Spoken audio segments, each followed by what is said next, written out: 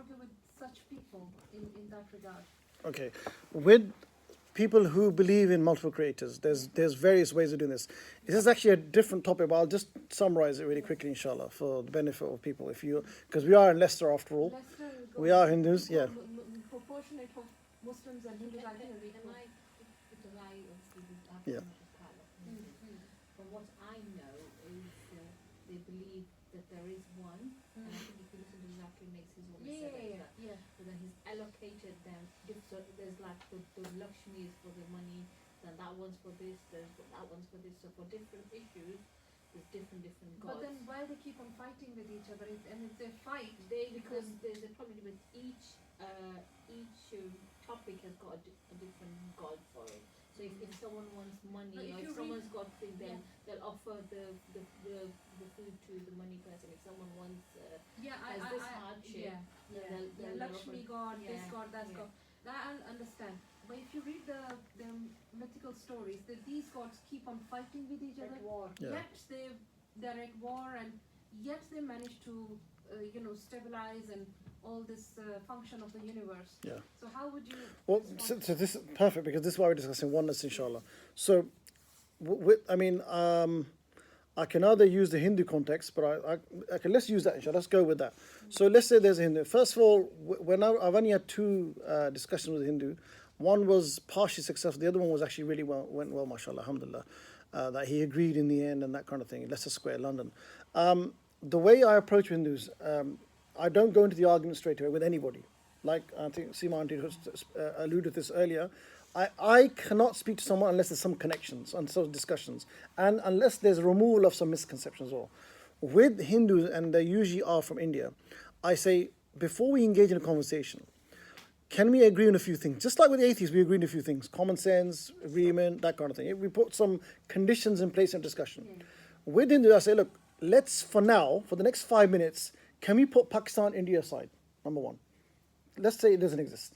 1947, riots, Babri Masjid, Modi, RSS, Aurangzeb. I actually mentioned all this, yeah, because I know with Hindu they've got this baggage against Muslim with them. So let's put history aside for a moment. Let's put 1947 Pakistan, India aside. Let's put Kashmir aside for a moment. Let's put all that aside for a minute. Let's discuss me and you, wherever you're, Raj. Let's just meet Nadeem and Raj having a chat, using common sense. So forget history, forget our family, what I've been taught, forget what you've been taught. Let's see. Now, they find it hard to agree with that, but sometimes they do agree with that. So let's say I'm going on with the conversation that they've agreed with you. Okay, family side, partition, 1947. Okay, the baggage is out. Okay, using common sense, can you produce to me your concept of a creator, your concept of God? And like Sister said, they believe in one God, but they have various demigods, various semigods to carry out different duties. They're allocated. And I say, okay, that's interesting. But Raj, what if I was to give you this concept of creator? And after objectively and sincerely looking at both, which would more sense to you, or which is more profound? Multiple creators, or one creator concept who is all powerful, all knowing, all wise, and there's so many attributes, but just on the all powerful bit. Just think about logic, Raj. Remember, no, this is where they try and bring family into it, or Mughal Empire, or Tipu Sultan, or no, put that aside. Stick to the discussion. It's hard for them because they always link the intellectual discussion of religion with Pakistan, with Kashmir. But that's got nothing to do with it. That's just lines, yeah? Our creator, just to give you one example, Raj. Our creator is all power. Just go about this. Just using your common sense. If I'm saying all powerful, I'm saying unlimited power. If I give you one example of just we can never measure the power of God, right? But one example, I don't know how many atoms there are in the universe. There's so many. If you were to just split one small atom, do you know what happens? There's a massive unleash of power. That's just one atom, right? Then you look at the cosmos. Now we got YouTube, right? Before we had to go by something. Now we got YouTube. There's so many videos about the universe. They've sent so many satellites and space shuttles deep into cosmos. There's our Earth compared to the solar system is a speck. Our solar system compared to the galaxy is a speck. Our galaxy compared to the supernova and the universe, it's ridiculous. So I know we use the word imagine, but we can't imagine. how like powerful Creator is. The moment you say that He needs help when it comes to war, the moment you say when it comes to love, this God will handle it, you're limiting the Creator's power. Yeah.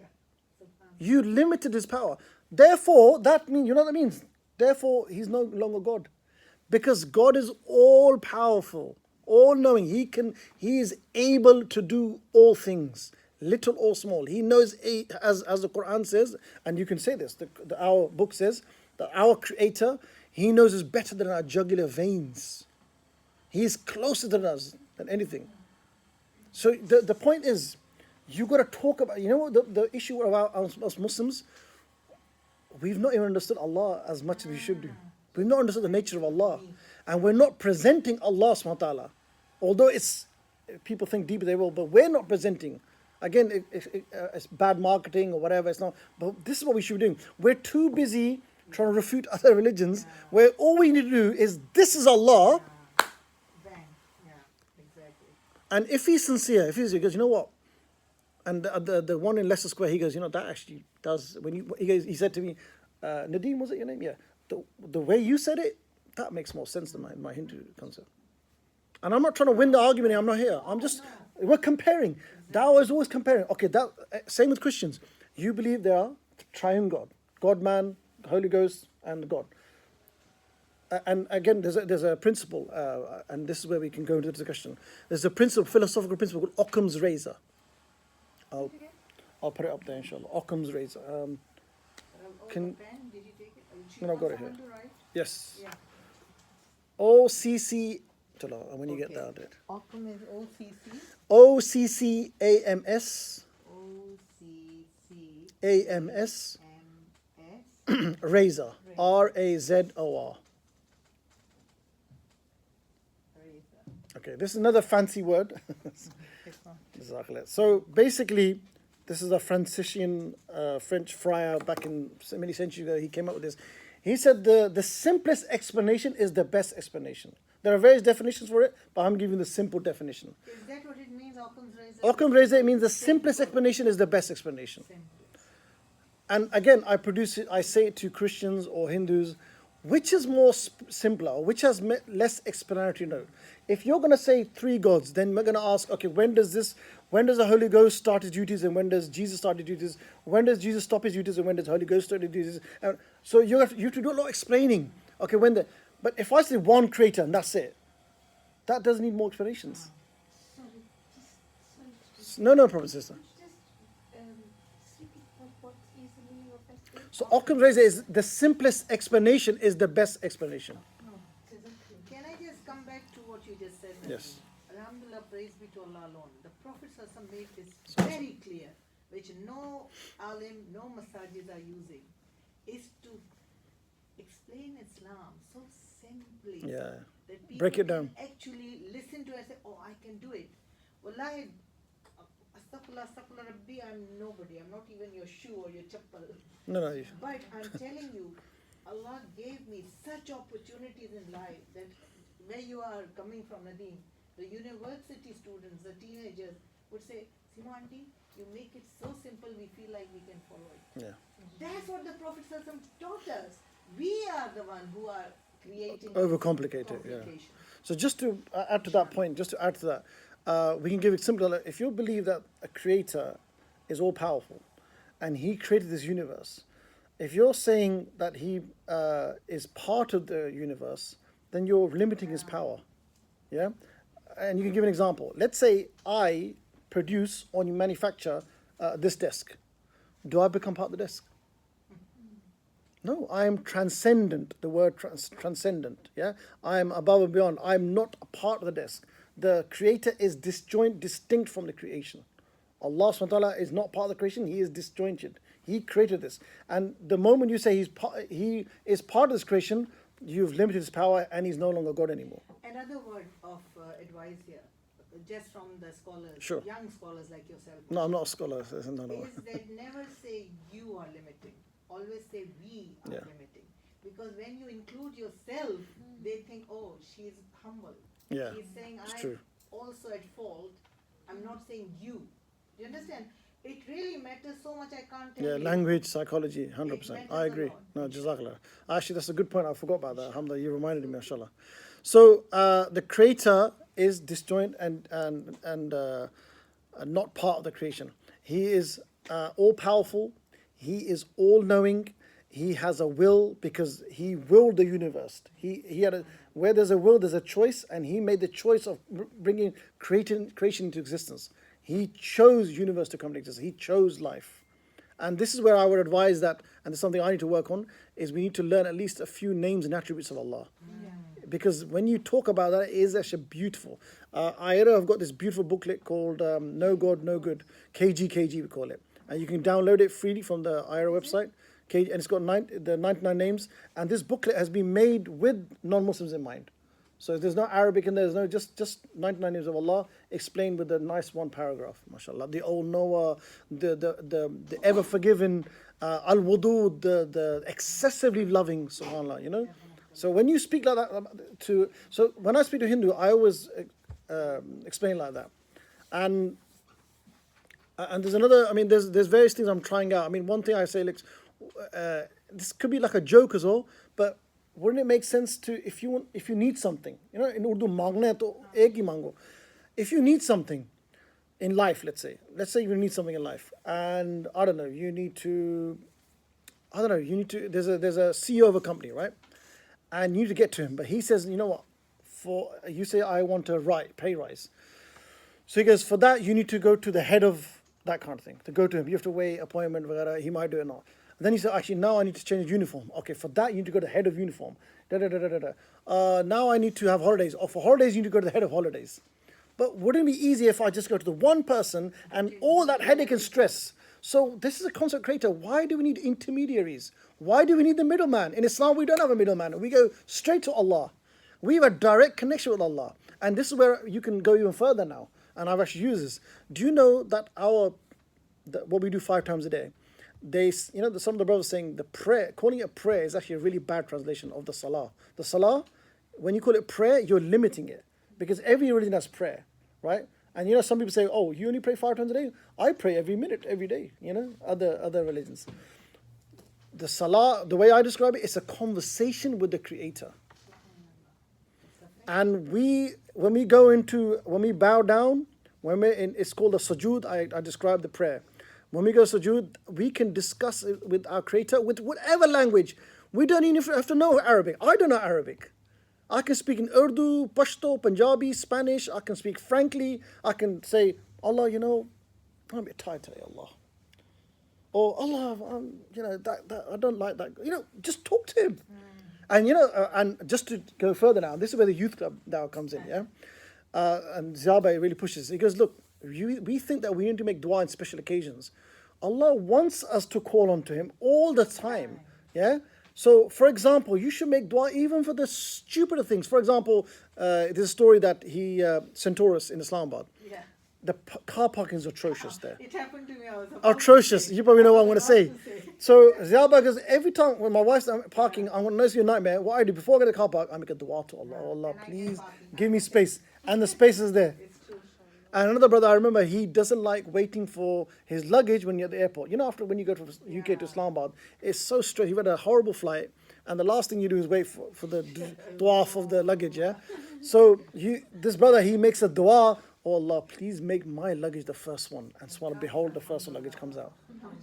So But why we get surprised with Do you know this? this is sorry. Yeah, go Out of ahead. content, Go ahead. my in-laws, we call Thai, isn't it? Yeah, Yes. They're from Pakistan, and they every time will go and they'll exceed the luggage. Yeah. But somehow they'll Always always get go it through, on and they'll board. exceed not just little, quite a bit. Yeah. And that's because They make the dua. she's Yeah. always Yeah. praying. Yeah. She goes, please, Yeah. just let it go. And But Azra, we shouldn't be surprised at all this because who are we asking? yeah. But the way she prays, she goes, We are not asking human beings with yeah, limited. exactly. Yeah, the ayah, subhanAllah. He's able to do all things, subhanAllah. So this is how I engage with people. You add a bit of spirituality to it. It's not just intellect. You use common sense. And so, but before, I like to remove the baggage. So look, before I chat to you, let's leave Pakistan ko chodo yaar, goli maro. India, Pakistan, Modi, RSS, Babri. I go for the whole thing because I've studied all this. Yeah, Babri Masjid, Aurangzeb, Mughals, Hindu. Forget all that. Me and you, man oh man, common sense. Let's a square, love your date. Let's have a common sense chat. What makes more sense? Yours makes sense, but you have to go to. If you want love, you're going to go to the God of love. If you want to have kids, you're going to go to the if they got parent God. I mean, where does it stop? Look at the stress. Whereas in our religion, Just go to one God. one God, and He can deal with everything. So if they're sincere, hopefully that will make more sense to them. So that's oneness in a way, And inshallah. sometimes, Yeah. Nadeem, don't we have to listen to them because they are Yeah. they are holding so much things going in their Yeah, mind they are. that They do. sometimes you have to just quietly let them speak first. Yes. And when they slow down, we Yes. think, okay, now Yeah. they're ready to listen. Alhamdulillah. There's another really good tip for that as well. Some Muslims, they have questions, especially youth, and it's to do with counseling. And some non-Muslims have questions. In fact, some of these questions are very harsh. They think, and to be honest, I agree with them. They think if they ask a question, Muslims are going to react. Muslims, they're the worst when it comes to reaction. We are so easy to wind up. It's unbelievable. In Urdu, chabi lana, honestly, they drop one word. Oh, aag laga do, burn it down, everything. We are so reactionary. It's unbelievable. No Just before substance. You started this, we Yeah. were discussing on United So- Forum once a month, inshallah. We are going to do question time. Subhanallah. And Good. on that panel, if we don't know anything, we'll say sorry, we don't know, we'll find out. Yeah. But you can ask any awkward Yes. question that's going through your mind. Anything under the Not sun. gonna Yeah, insult us. yeah. But before that, we are going to go and make a street film of those kind of questions, asking public in the Yeah. center of the town. And that film will be shown to everyone before the Q&A starts. Alhamdulillah. Good. So, they actually see Yeah. how we react, and we will teach our women and our teenagers, do not react. Use your hikmah. Yes, Look at the yeah, Prophet Sallallahu yeah. how calm he used to be. Yeah, yeah. So inshallah, make dua, we need to do all this. Yeah, no, inshallah, we're going to. So I would say if you are going to chat to someone and they got questions, say, look, we're not going to judge you. No, I don't have a sword. of course. I don't have I'm not the hangman. And I always say I'm this. Al-Qaeda. I always say this. I always say this with youth. I don't know your mom. I don't know your daddy. I don't know where you live. I'm not going to see you again. So even I can't. Let's say if you ask a really, really dead-out question, very stupid, dirty, nasty question, about Islam, which you've been having in your mind, and I know you have got questions, then I'm not going to say, oh, but look at your son, how filthy thoughts. No, everyone has it, So no matter how crazy, how weird, how dark your question is, I always use the dark, because everyone has a dark side. No, dark chocolate. No matter how dark it is, this is your opportunity to ask, bro. Ask away, because I also was in your boat once upon a time. I also was away from Islam once upon a time. This is your good opportunity now. Not here to judge. We're here to offer counseling, advice. Go ahead. And when I say that, especially Pakistan, I try this. There's a line. There's a queue of questions. Before they won't ask any questions. See, this is the thing with Muslim youth. With Muslim youth, this happened to me. I've got a guy in front of me who's got earrings on, which are not allowed in Islam. There's no doubt about it. He's got tattoos, no beard. I mean, seemingly, you could safely say he's not practicing. More than likely, Yeah, he could pray tahajjud and everything, but, more than likely, he's not practicing. And I know there's issues. I know he's got Western liberal values. Okay, so I'm talking to him, and I'm saying, he'll ask, what are you guys doing here? Oh, yeah, we're youth club. We're trying to connect human beings back to their creator. We're trying to be productive Muslims. We're trying to seek knowledge, enlightenment. And we're trying to work on our heart and salah and get to know Allah. All these nice words. And he's saying, oh, really good. MashaAllah, very good. Oh, very good. And the discussion's going nowhere. And then he's gone away. So I'm thinking, what's happened? And so they come, they agree with you, and they're gone away. But I know the crux of the matter is something else. I know they have issues, they have got questions. So this is when I start adding these lines. Okay, I'm not here to judge you. I'm not here to question you. I'm not here to gain your vote. I'm not a politician. I don't want your money. What am I going to gain from you? I'm just as your brother, come here to advise you. You can ask you any question under the sun, no matter how weird, crazy, stupid, dark, filthy, naughty. This is it. And either you can ask in front of people or we can go on the side. But this is a difference. Being a Pakistani, I don't know about you all, but being a Pakistani, we are taught not to ask questions. Yes, yeah. We are told, be quiet, don't ask. So this mentality society we grew up with, it's very hard to ask. It is Islam who made Where me. Allah says in the Quran, "Afataqilun?" Yeah, yeah. Do you not reflect? Do Yeah, you not and see? in the West, it's opposite. Sorry, Nadeem, No, it's so totally sure. opposite. They will ask such stupid questions Yeah. that you not slept them. They never stop asking. Yeah, but that's the, No, no, the next generation Yeah. ask endless questions. Yeah, yeah. So Pointless. I think it's Pointless, so yeah. important Balancing. because obviously with my girls as well, my daughters, if we tell them to do something, they will ask Why? what's the reason Yeah. behind Yeah. it. Why? And you have to have a good reason. It's like Yeah. my daughter, she's frying the chapatis that we make, and we were always told that Chapati training. wherever you Roll roll, it. you should always put that side in first, Yeah. and then whenever you set them. Yeah. So obviously when she was doing it, she was doing all over, and I'm like, no. And she goes, what's the reason behind it? Yeah. I'm They like, want to Oh. know. And she didn't know. And Critical I'm like, thinking. This is because my this is mom the- said. She Yeah. had to ask my mom, what's Yeah. the reason that you put Yeah. that? And the same with Islam. Why are you Muslim? Because my mom. Yes. Because my mom said, "Be a Muslim." Yeah. So that was the question. But and this all this- education system, I'm sorry to say, my son, when he is a sheikh now, mashallah, he said, Mashallah. Ma, this education system, honest to God, it's a shaitani system. Yeah. It is. Yeah, It but- will make you go to the unlimited freedom of asking. Yes. It will ruin the mind of a. What happened to human look at being. their big scholars, their ulama, Friedrich Nietzsche. Nietzsche was their biggest philosophers.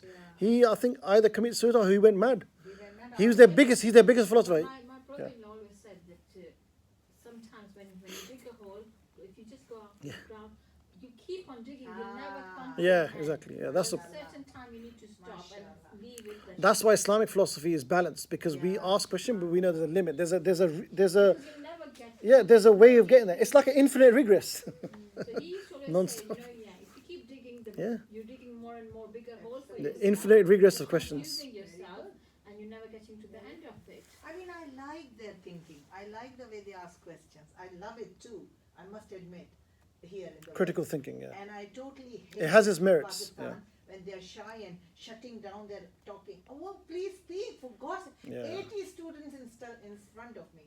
I'm saying, why are you doing the degree in social science? Subhanallah. Not a single student got up and said, oh, ma'am, I'm doing it because blah, blah, blah. In the end, I said, please, whatever comes No, you're to right. mind, just say it. We become a nation of sheep. You know, I'll give you one example. I'm a natural rebellious guy anyway. I ask questions wherever I am. Like if I've got a question, I'll ask. Many that made something, I just ask. Yeah. I remember one we went to this. In fact, it was youth club early days. One senior brother was leaving.